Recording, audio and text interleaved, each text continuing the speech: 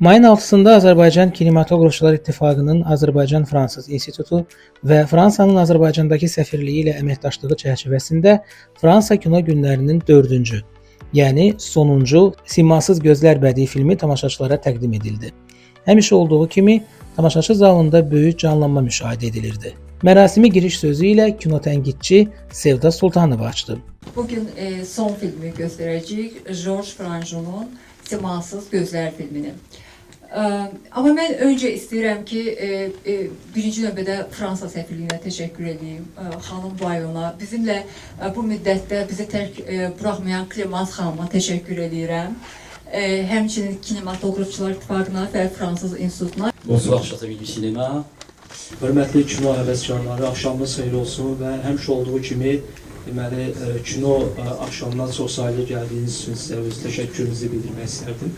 Və bu filmlər təqdimatı zamanı biz bir sıra fransız filmlərinin, yəni fərqli janrlarda olan fransız filmlərini təqdim etdik.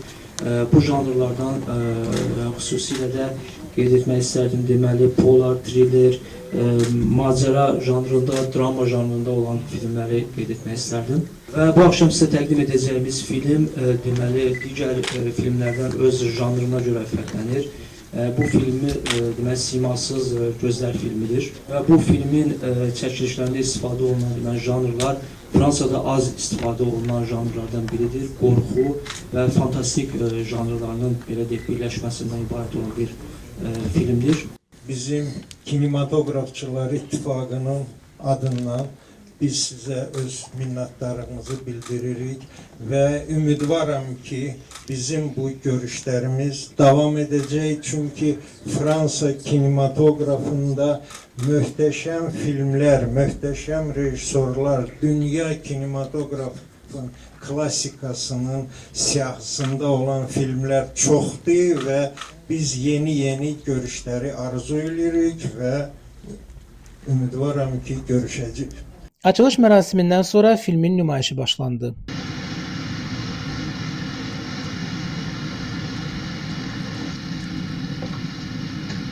Simasız Gözlər filmi Jean Redon'un eyni adlı romanı əsasında rejissor Georges Franju tərəfindən 1960-cı ildə çəkilmiş qorxu filmidir.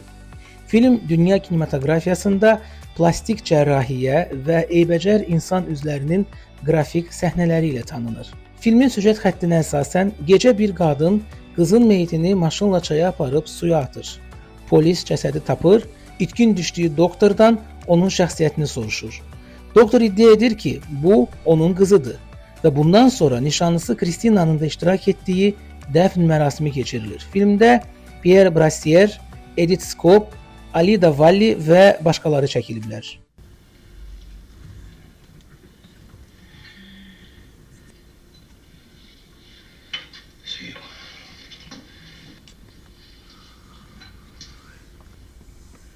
Filmin nümayişindən sonra ənənəvi olaraq kinotənqidçilər Sevda Sultanova və İlqar Quliyevin iştirakı ilə müzakirələr başlandı.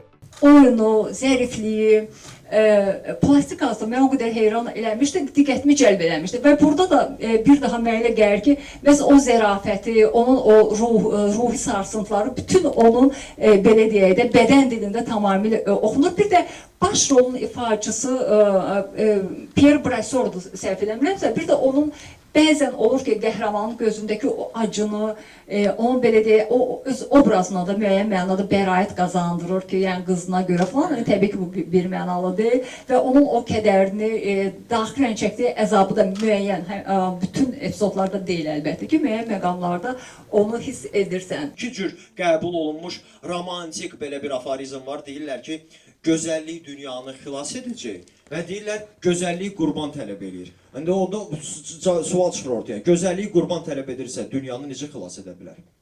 Bu film buna misaldır və burada bir neçə məqam təhlil olunur, sual, bu film başdan ayağa suallardan etibarədir. Bu film heç nəyi göstərmir, bu film başdan ayağa ancaq suallar qoyur. Birinci odur ki, suallar odur ki, insanın siması olmasa, onun ruhu olmurmu?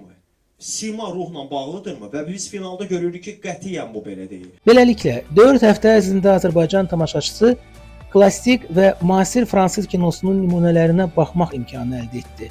Amma bu təkcə nümayiş deyildi.